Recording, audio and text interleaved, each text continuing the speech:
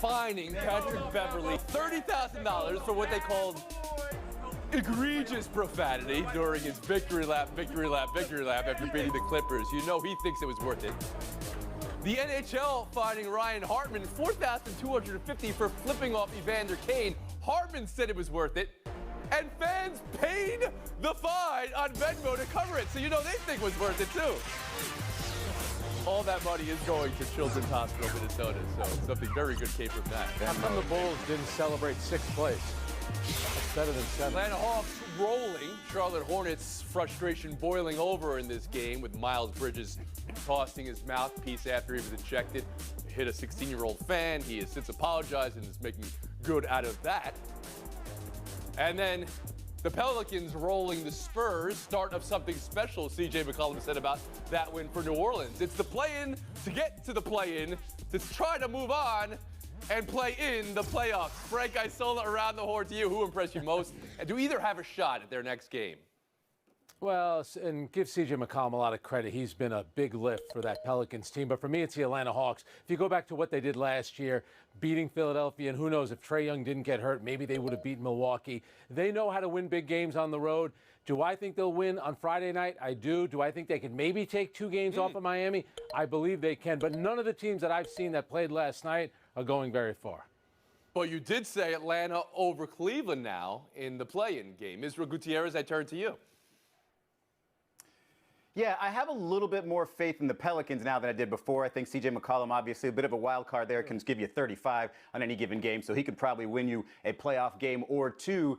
And they're playing in L.A., which, you know, against the Clippers, that's obviously a road game, but against the Clippers, you know, they're in a win-now situation. They're in a do-or-die situation, and that's not, an organization that does well there. So I feel like the Pelicans have something of a chance. I think with the Hawks, what you're looking at is the team, is this going to be the team that can sort of flip it on and off in the playoffs? Like last year, they obviously did getting to the conference finals. This year, the way they ended the season, not entirely healthy. Obviously, John Collins didn't play yesterday, but can they be the team? Because if you look at Atlanta versus Miami and you say, hey, Trae Young, probably the best player on the floor, at least offensively. So if games are close, that's the guy you can trust. So I think they've got a shot. But I think so. Now you're Pelicans interested in the Atlanta Hawks. This is interesting to me because a certain panelist named Israel Gutierrez 2 days ago during a FaceTime where no one even volunteered you to predict. You said the Charlotte Hornets were going to run the play into the play-in, then run the play-in and make some noise in the playoffs. So they turned it off and off, some might say, by losing by 29. This is a terrible fall here for Gutierrez. Harry Lyles Jr., I'll bring you in here. Yeah, I gave you some home cooking on Tuesday. I'm going to give you some more today. For me, it's the Atlanta Hawks. They showed that they are able to win when they are not at their best. And when they're not at their best is when Trae Young scores 25 points or less, which he did that last night. And they're usually 8-16, but they were able to pull out that win because of 2 big players in Clint Capella and DeAndre Hunter. Clint Capella was key to their success last postseason because when they did have bad shooting nights, he was able to step up and gave them that other dimension. Right. And to me, that is going to be more handy when you go up against the Cavaliers team, especially if they're going to have Jared Allen back. So to me, if the Hawks are going to make another run like they did last season, which that's asking a lot, you're going to have to be able to do those kinds of things. Mina Kimes. I agree with Harry. I mean, I was really impressed by the Hawks, not just because they dominated from start to finish, but the way in which they dominated. They looked incredibly complete to me. And Harry, you're spot on about Trae Young. You know, seeing him get trapped and face guarded, his ability to facilitate, and then the ability of his teammates to step up. I mean, DeAndre Hunter, I thought, was so impressive in the paint, and that's going to be key going forward if they, when they play the Cavaliers, because even if Jared Allen is back, he's not going to be 100%. And what we've seen is they're vulnerable there without him, and I have confidence in the rest of the Hawks now. Frank Isola back in. You know, the one thing about all these teams winning, they play on Friday. Then you have the quick turnaround against the #1 seed. No shot for the Pelicans or the Clippers to beat Phoenix. They're at a different level. And even Miami, they're going to be well rested. This isn't Atlanta, no offense, going up against the New York Knicks, a team that was vulnerable. This is going to be, if Atlanta were to win, or Cleveland, that's going to be very difficult against any human on our panel ever meant no offense when they said no offense? Less than Frank Isola just did right there. We're going to... Let's talk about the Pelicans for a second. Can we do that? They did win the game last night. Not a lot of attention in that discussion. But let's talk about this team and the video of Zion 360 dunking, which came out, minutes before opening tip. I mean, that's interesting placement. He's looking good, but again, he's not playing. this postseason, Harry, how should Pelicans feel and Pelicans fans feel about that? So, like, I understand the fans' frustration, right? If you're watching a guy that's able to do something that a fraction of a percent of anybody on the planet can do, you're, of course, going to be like, hey, why isn't he out there? But the reason he's not out there is because there's a difference between doing that and then playing 34 minutes of an NBA game when you're weighing, 285 pounds. So, to me, I think this would probably play a little bit better with the fans of that organization if the organization was coming out and saying, hey, he's on the right track. He might not be back this season, but Zion is your long-term piece. So, you might not get him this postseason, but if you get him for 10 or 15 years, then who cares? Could they get him for 10 or 15 minutes, though, during this postseason? Mina Kimes, the question to you, maybe start here. The timing of this video release.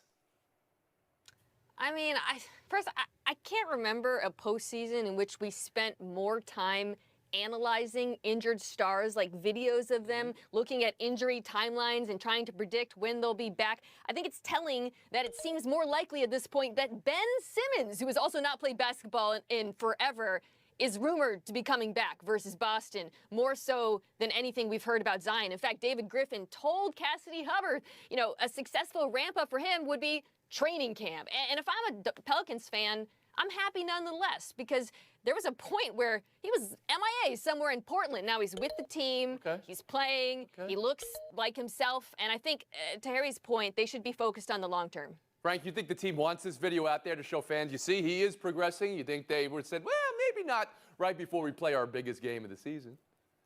I think it's a financial thing on both ends. I think Zion's in line for rookie extension. I also think the Pelicans are thinking, you know what, we're probably going to lose anyway if we do advance and we have to play the Phoenix Suns, so what's the point? But here's the problem. The NBA lost more games this year to player injuries than any other year before, and I blame it on all these performance coaches and the assistant performance coach, because why, if we have all these guys, why is everybody missing games? And Mina mentioned the expression before, which gets used all the time now, ramping up. Ben Simmons is ramping up, Robert Williams is ramping up, Zion Williamson is ramping up. How about playing? It used to be you're either playing or you're not playing. Enough with ramping up. We went from load management to ramping up. It's the only sport where they do this. No other sport the guys ramp up. They just play.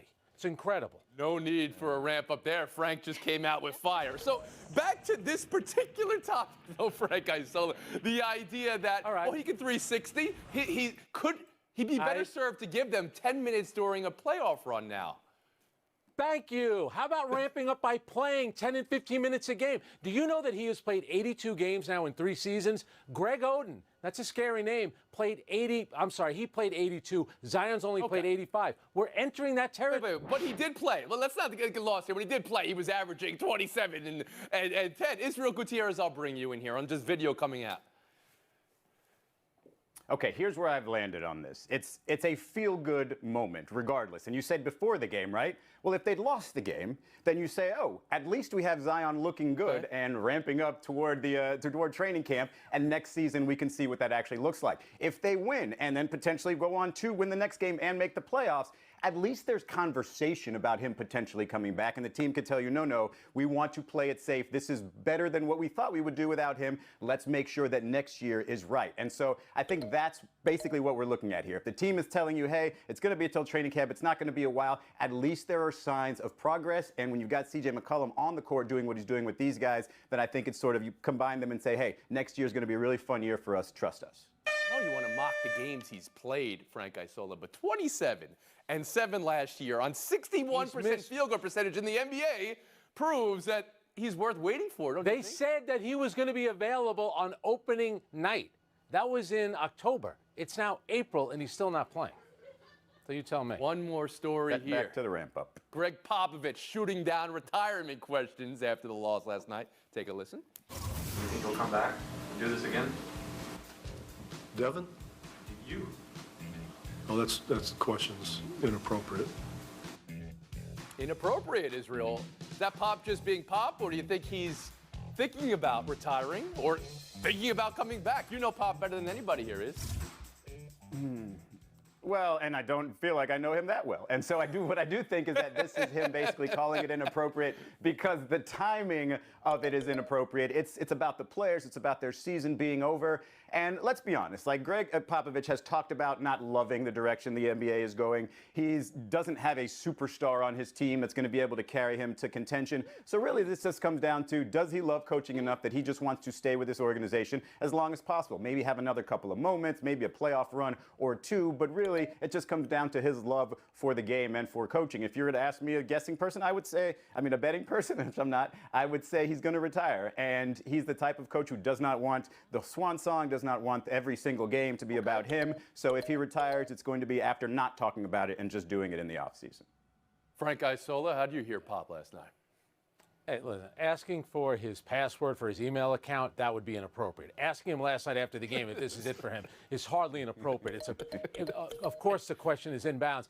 And I think that he probably feels that some people, maybe within his own organization, are trying to push him out, and he doesn't want to leave yet. And he doesn't want this to now become a conversation, and that's why he's trying to put an end to it right there. Mina Kimes, your read of it? Well, I'm not a popologist like Izzy, a pop culture expert, maybe you could call it, but I do know one thing. Yeah, this guy hates talking about a lot of things, of course, but the number one thing he hates talking about is himself.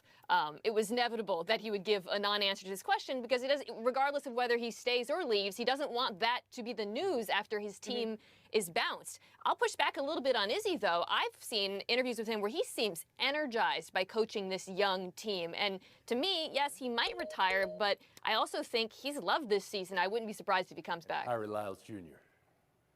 Yeah, I try to look at it from his perspective, and I guess just because in that moment he might have felt like it was inappropriate, but I also get it from the reporter's perspective of like, hey, would you rather me ask this right now, or would you rather me ask this maybe during exit interviews? Because I don't think Pop would probably like that question then. To me, like, I don't really have an issue with it. Do I think that he's going to retire? I don't think he is yet because I do think that he's still enjoying this, though I don't think it's unfair to ask that question just because of the amount of success that he's had and how different his job looks now compared to it has the past 2 decades. Gutierrez's last word after the horn. Did you guys see how nice he was to Cassidy Hubbarth yesterday? He's clearly lost his edge. He's on the tail end. He's going to retire. Frank Isola went full-on goblin mode in that segment. He's got the lead, 15, Kimes 11. Lyles pitches, but he still hit more home runs after. Single-handedly beat the Yankees. Garrett Cole, even, of all people, tipped his cap at Vladimir Guerrero. Mina, what's the best part of Vlad Jr.'s night? I just love that Garrett Cole tipped his cap like that. And then when he was asked about it after the game, he said, if you had a cap, you'd tip it too, which I just, for all of the machismo around the unwritten rules, there's something really cool about seeing one elite player who, as you noted, is not exactly the friendliest guy, just give unadulterated praise to another player witnessing greatness, which is what we saw. My first crisis of conscience here. The people have spoken. They've asked for fewer banned words. There was a banned word in that statement. Unadulterated? I have to allow it. I have to allow it. The people have spoken. Harry Lyles Jr., what you take away from Vlad Guerrero Jr. last night? I agree with Mina. It was the tip of the hat, but it's because do you realize how thoroughly you got to whoop somebody's behind to think to tip your cap in the year 2022? Like, that's not something people do anymore. This man hit a quarter mile's worth of home runs. Like, that is just an incredible showing. I love that this younger generation has guys that are like superheroes like Vladdy, the way that I looked up to Ken Griffey Jr. It was just an incredible performance. Israel Gutierrez? The optics of the banned words not looking good. All right, you know what? That's it. I don't care what the people said. Everybody, this is a ridiculous thing. We're the show with the mute button of banned words. Of course we're banning people. Go ahead, Israel. I think my favorite part is he just jumped to the top of the MVP betting odds, and he's probably going to stay there. But the finger, I think, is largely getting overlooked. Like, you saw how gross that thing looked.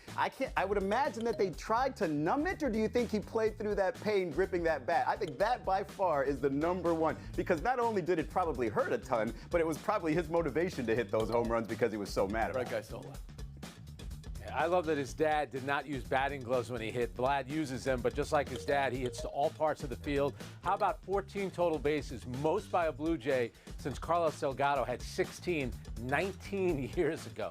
That's something else. Did. And to do it at Yankee Stadium, by the way, youngest player to hit 3 home runs at Yankee Stadium since 1945. It's a long time ago.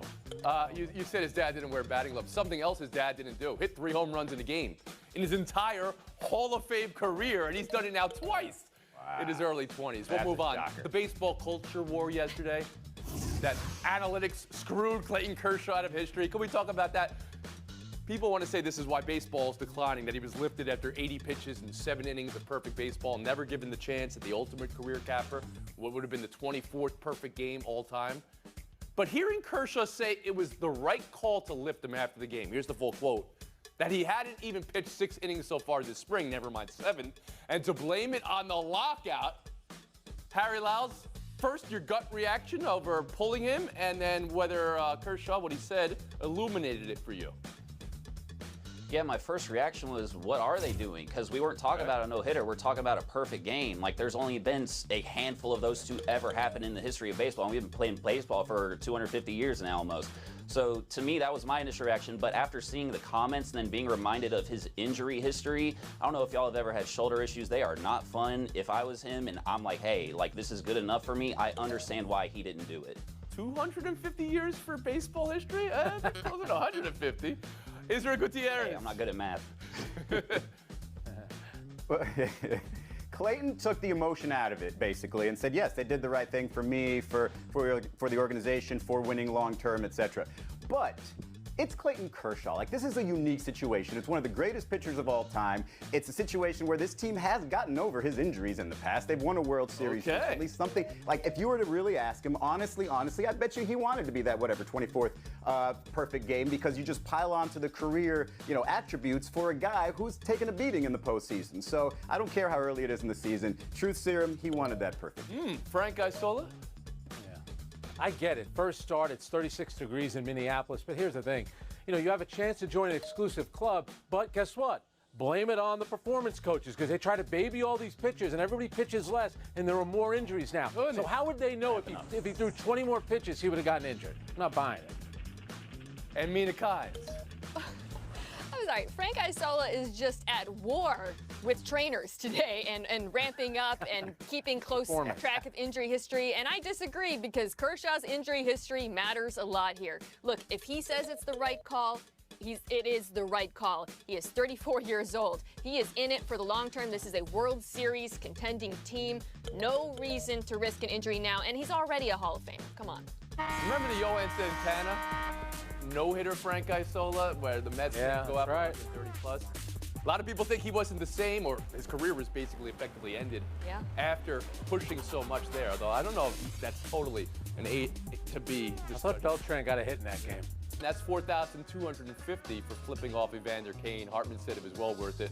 Minnesota Wild fans started bending Hartman money to cover the fine. As I said, that money is now going to Children's Hospital in Minnesota, which is great. What is the most egregious here? Mina Kimes, around the horn to you. My answer is neither. I love both of these acts. Patrick Beverley leaning into that WWE villain role has made the playoffs more fun. And of course, going against Evander Kane like that, that's a populist move, and it was celebrated by fans. Yeah, well, Mina has a history of giving the middle finger, so we won't get into that. It's obviously Patrick Beverley for what he did, because the league has told the players on social media, got to watch your mouth, so they came after him. The other one's kind of spur of the moment. Frank Egregious Isola on our show. And yes, he got to the bottom of a story we just heard during the commercial break. Mina, in-school suspension for what? Flipping the double bird because a student didn't want to join National Honor Society.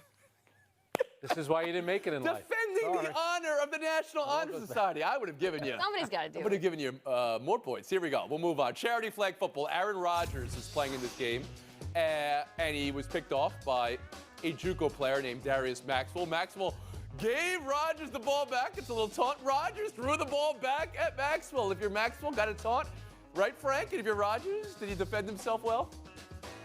You know what? I think both guys handled it well, but this is like the NFC Championship game from a couple of years ago. He should have run. That's what he should have done in that situation. Should have run. And kind. Such a hater today. I'm going to be less hatery and point out that kid has great hands.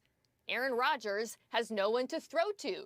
Connect the dots. Green Bay, put in a call. You need more wide receivers. That's a hater. This was a great You're showdown the today, hater. but Frank Isola's getting the 30 seconds of face. Wow. All right, as we all know, Oakland is a great sports town, but the poor people of Oakland, they lost the Warriors to San Francisco, they lost the Raiders to Las Vegas, but they do have the A's who open up on Monday, and the Oakland Coliseum used to have a rat problem. Then they brought in all these feral cats, and guess what? They no longer have a rat problem. Do they play in the worst stadium in baseball? Yes, but at least when you go there, no more rats. Pizza rat's not there, hamburger rat, you got nothing to worry about. Go away. That's an Always Sunny in Philadelphia plot. Baby steps. By the way, one of my favorite movies